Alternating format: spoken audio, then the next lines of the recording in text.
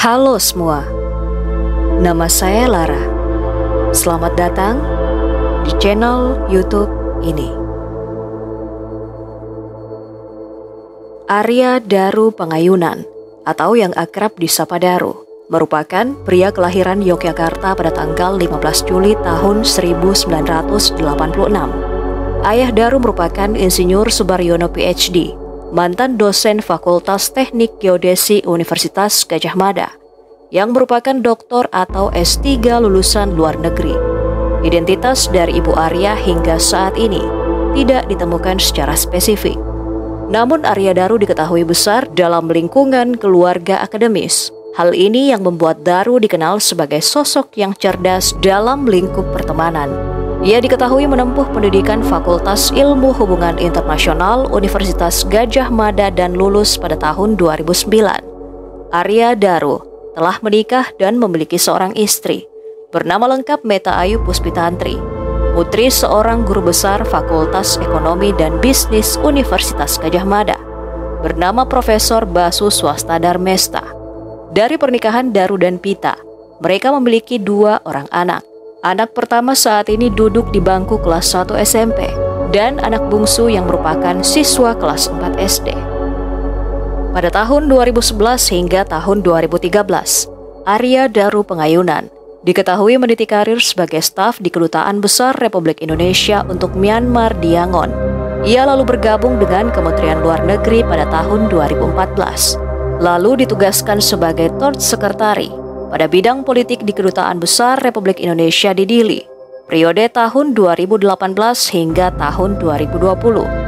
Kemudian pada tahun 2020 hingga 2022, ia merupakan Second Secretary Fungsi Ekonomi Sosial dan Budaya di KBRI Buenos Aires, Argentina. Dan sebelum ditemukan meninggal secara mencurigakan, Arya Daru merupakan diplomat ahli muda di Direktorat Perlindungan Warga Negara Indonesia yang dijadwalkan akan mendapatkan penugasan baru di Finlandia. Peristiwa meninggalnya Arya Daru secara mencurigakan baru diketahui pada Selasa pukul 8:30 waktu Indonesia Barat, di mana saat ditemukan, wajah Arya Daru terbungkus plastik dan terlilit lakban kuning. Penemuan jasad Arya Daru berawal dari Pita, istri Arya Daru, yang meminta penjaga kos untuk melakukan pengecekan mengenai kondisi suaminya. Sebab sejak pukul 21.00 waktu Indonesia Barat, Pita tak dapat menghubungi Daru seperti biasanya, di mana dalam percakapan terakhir mereka, Daru mengabarkan dirinya sedang berada di Grand Indonesia dan tengah menunggu taksi untuk pulang ke kamar kosnya yang beralamat di Gondang Dia. Pita merasa khawatir karena Daru menunjukkan gelagat tak seperti biasanya, di mana mereka memiliki kebiasaan mengabari satu sama lain mengenai keberadaan masing-masing, termasuk saat akan tidur, bangun tidur, dan sebagainya. Didorong oleh firasat buruk tersebut, ditambah Daru yang tidak bisa dihubungi sejak pukul 21.00, Pita berupaya untuk menghubungi penjaga kos, bermaksud menanyakan kondisi suaminya pada Senin tanggal 7 Juli tahun 2025 pukul 22:40 waktu Indonesia Barat. Namun saat itu, Pita menghubungi nomor lama penjaga kos yang sudah tidak aktif sehingga ia tidak dapat mengetahui keadaan suaminya. Kemudian pada Selasa tepatnya tanggal 8 Juli pukul 00:48 waktu Indonesia Barat, Pita berupaya kembali menghubungi penjaga kos untuk meminta melakukan pengecekan terkait kondisi suaminya. Penjaga kos yang menerima permintaan Pita lantas melakukan pengecekan. Sambil menerima panggilan dari Pita, ia lalu melakukan pengecekan ke kamar kos Arya Daru. Namun, tak berani untuk membangunkan Arya Daru saat itu, karena menurutnya, Daru mungkin sedang beristirahat, dan jam saat itu sudah menunjukkan larut malam, sehingga penjaga kos hanya mondar-mandir di depan kamar kos Arya Daru, tanpa berani mengetuk pintu atau membangunkannya. Lalu pada keesokan harinya, tepatnya di tanggal 8 Juli tahun 2025 pukul 5:27 waktu Indonesia Barat, Pita kembali meminta penjaga kos untuk melakukan pengecekan mengenai kondisi suaminya. Pita juga meminta kepada penjaga kos tersebut untuk membuka kamar kos yang dihuni Arya Daru selama ini. Pita Secara khusus, meminta kepada penjaga kos untuk mengubah fokus pantauan CCTV yang sebelumnya tidak menjangkau kamar Daru, agar langsung mengarah ke depan kamar Daru. Atas desakan terus-menerus dari istri Arya Daru, penjaga kos kemudian meminta salah satu tetangga untuk menyaksikan proses pembongkaran kamar kos yang dihuni Arya Daru. Proses yang dilakukan untuk membuka paksa kamar Arya Daru saat itu terekam oleh kamera CCTV dan ponsel milik tetangga. Penjaga kos sempat mencoba membuka kamar kos menggunakan Mastercard, sebab pintu di kamar kos tersebut menggunakan kunci otomatis. Namun, upaya tersebut gagal. Meski mengalami kendala dan waktu yang tidak sebentar untuk membuka kamar kos tersebut, pada akhirnya pintu berhasil terbuka setelah penjaga kos membobol jendela untuk membuka kunci pintu manual dan slot dari dalam kamar yang hanya bisa terbuka dari dalam. Ketika pintu terbuka, penjaga kos mendapati Arya terbaring di atas tempat tidur dan seluruh tubuhnya tertutup oleh selimut. Penjaga kos disaksikan oleh tetangga, kemudian masuk dalam kamar kos. Saat penjaga kos menyibak selimut yang menutupi tubuh Arya Daru, mereka kemudian menemukan pemandangan Arya Daru yang sudah tak bernyawa. Lantas dilaporkan ke pihak terkait. Kasus ini menarik perhatian publik secara luas dan menjadi viral dalam sekejap. Pasalnya, Arya Daru adalah seorang diplomat muda yang berdedikasi dengan karir menjanjikan, sehingga kematiannya yang misterius menimbulkan banyak spekulasi dan pertanyaan besar di masyarakat. Beredar kabar yang menyebutkan Arya pernah menjadi salah satu saksi dalam kasus TPO terkait judi online di Kamboja, dan kabar mengenai Daru yang saat ini sedang menyelidiki salah satu kasus penting yang melibatkan pejabat di tanah air. Kabar keterlibatan Daru dalam kasus judol di Kamboja ini segera ditepis oleh Kementerian Luar Negeri pada Rabu 9 Juli tahun 2025 atau sehari setelah kematian Daru. Dalam pernyataannya, Direktur Perlindungan WNI Kemenlu menyampaikan, Daru memang pernah menjadi saksi kasus TPPO. Namun kasus tersebut bukan terjadi di Kamboja, melainkan di Jepang, dan hal tersebut sudah lama selesai. Direktur Perlindungan WNI tersebut juga mengatakan, Daru lebih banyak menangani misi-misi kemanusiaan. Di antaranya adalah pemulangan anak-anak WNI yang terlantar dari luar negeri, evakuasi WNI saat gempa di Turki, hingga proses penyelamatan WNI dari wilayah konflik seperti Iran. CCTV di sekitar kos Daru yang beredar di masyarakat beberapa waktu sebelum kematian Daru juga menimbulkan banyak spekulasi mengenai kematiannya. Dari rekaman yang beredar luas terkait CCTV tersebut, merekam Daru tengah berjalan keluar dari kamarnya yang bernomor 105 sekitar pukul 23.24 hingga pukul 23.26 waktu Indonesia Barat. Dalam rekaman CCTV itu, Daru tampak membawa kantong kresek sampah berwarna hitam yang menggembung. Lalu saat kembali ke kamar, kantong sampah itu sudah tidak ada, yang memungkinkan dugaan kantong itu telah dibuang oleh Daru. Setelah rekaman tersebut, Daru kemudian tak terekam beraktivitas lagi, hingga ia ditemukan dalam keadaan yang tak wajar di kamarnya pada tanggal 8 Juli tahun 2025. Daru yang saat ditemukan sudah tak bernyawa, langsung dibawa ke Rumah Sakit Cipto Mangunkusumo sesaat setelah ditemukan. Proses autopsi diketahui ditangani langsung oleh tim forensik dari RSCM. Hasil autopsi kemudian dikirimkan ke Pusat Laboratorium Forensik Polri guna memastikan penyebab kematian Arya Daru. Setelah proses autopsi selesai, Daru kemudian disemayamkan di tempat pemakaman umum Sunten Cemetery, Banguntapan, Bantul pada Rabu sore 9 Juli tahun 2025. Misteri kematian Arya Daru menyimpan begitu banyak teka-teki. Polisi yang awalnya menjanjikan kasus ini akan segera terungkap dalam waktu 1 minggu, justru membutuhkan waktu yang lebih lama. Sikap polisi ini semakin menimbulkan tanda tanya di masyarakat. Terlebih lagi, CCTV yang memperlihatkan Arya Daru sedang berada di rooftop gedung Kementerian Luar Negeri mengesankan Daru sedang mengamati sekeliling gedung dari atas lantai 12. Hal ini menimbulkan spekulasi Daru sedang diintai dan merasa nyawanya terancam dan membuat Daru memutuskan untuk naik ke rooftop gedung Kemenlu. Dalam CCTV yang menunjukkan aktivitas Daru beberapa saat sebelum ditemukan meninggal dunia, Daru tampak mondar-mandir di area rooftop tersebut dan berusaha untuk melihat ke bawah dengan memanjat tembok pembatas rooftop. Penemuan jasad dengan kepala terbungkus plastik dan terlilit lakban kuning di dalam kamar kos pribadi yang terkunci dari dalam menggunakan 3 lapis kunci pengaman.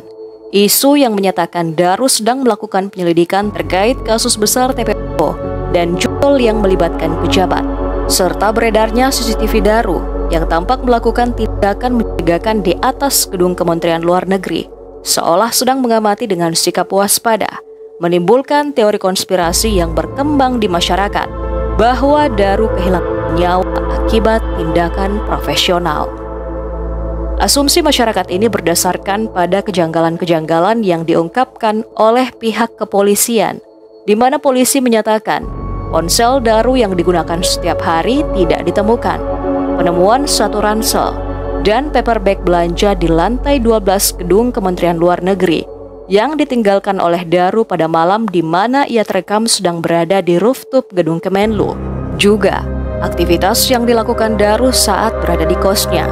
Isu ini semakin berkembang liar di masyarakat, hingga menimbulkan tagar Justice for Daru dan Justice for Arya. Berdasarkan catatan aktivitas yang dilakukan Daru di malam sebelum ia ditemukan tak bernyawa, Daru diketahui mengunjungi pusat perbelanjaan Grand Indonesia sekitar pukul 17.00 waktu Indonesia Barat atau waktu pulang kerja pada Senin 7 Juli tahun 2025. Ia bersama 2 temannya, laki-laki dan perempuan. Ketiganya kemudian masuk ke sebuah restoran. Selain ke resto tersebut, Daru sempat singgah di toko pakaian retail asal Jepang.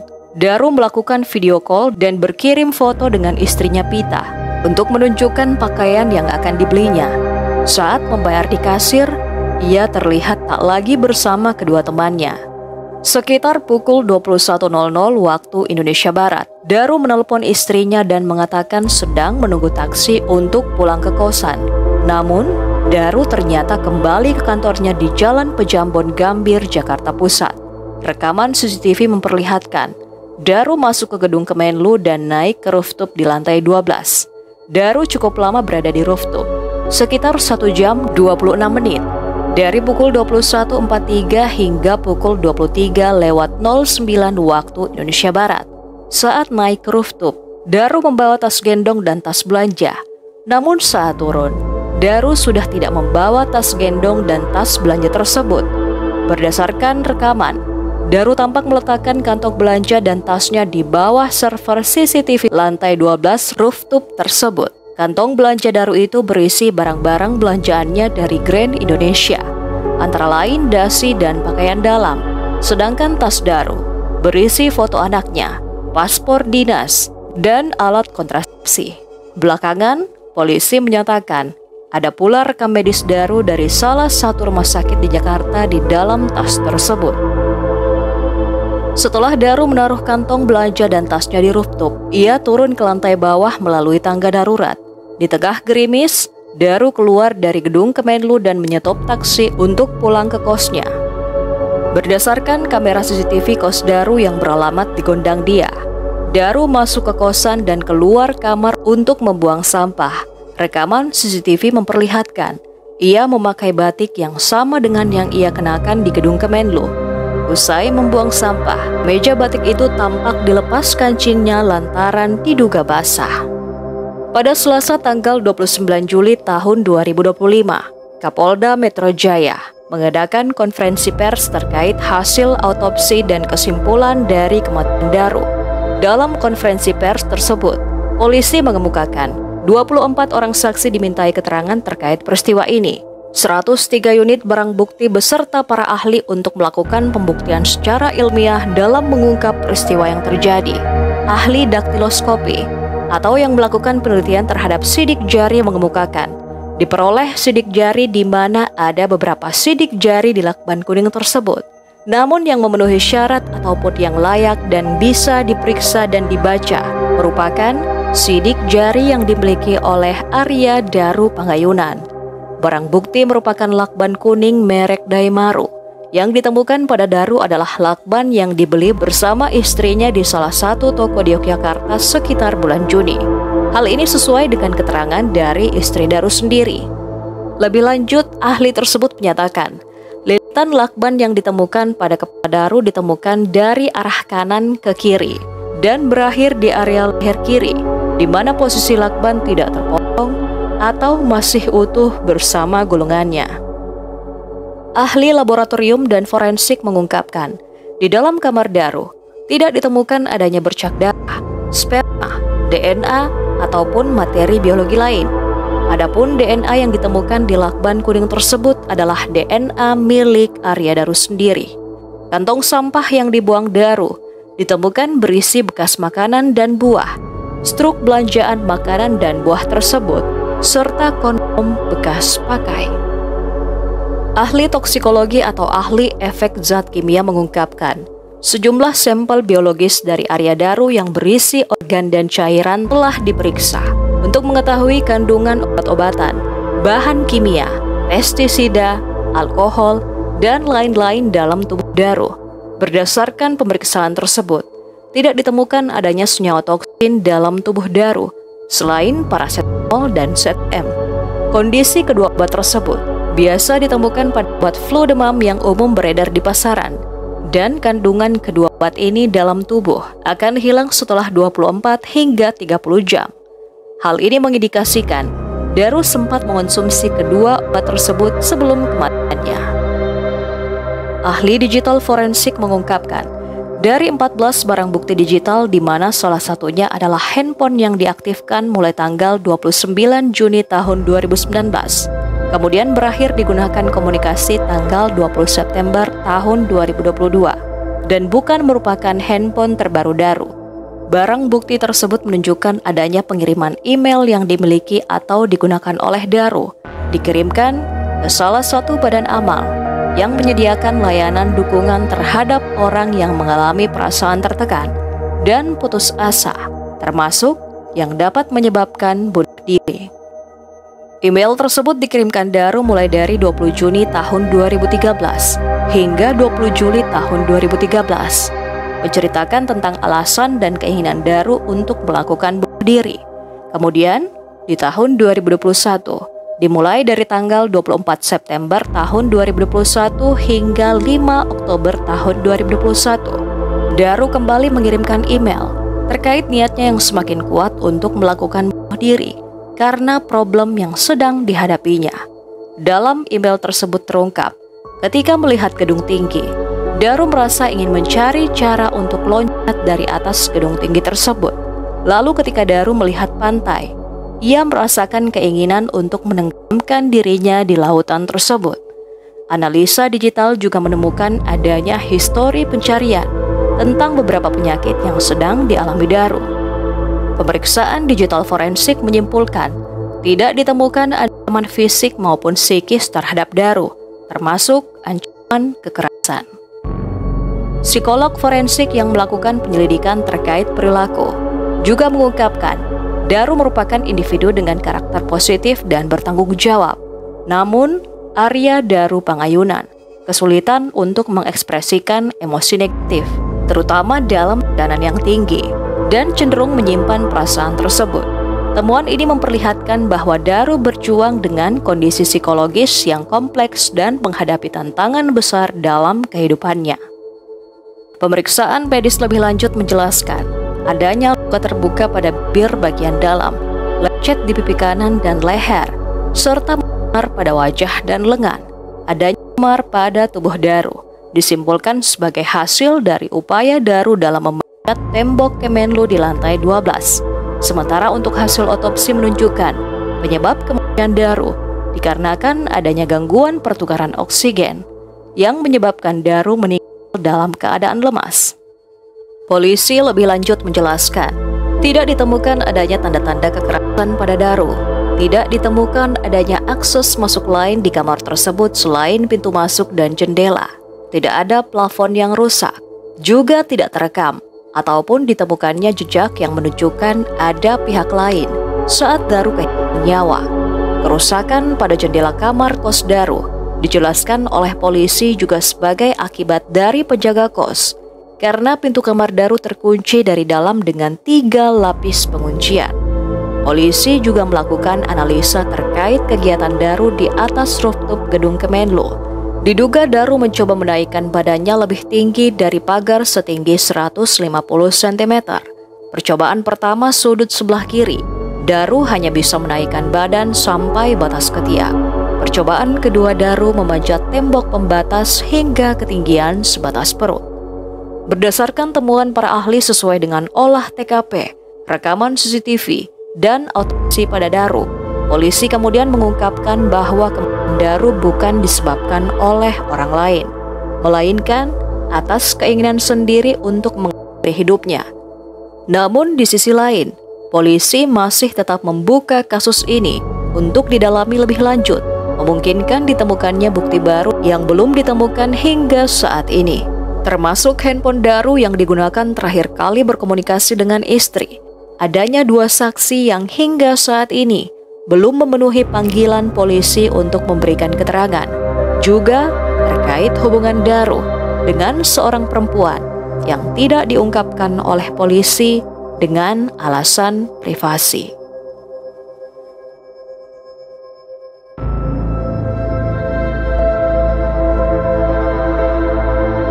Sampai bertemu kembali di kasus-kasus berikutnya. Tetaplah di channel ini.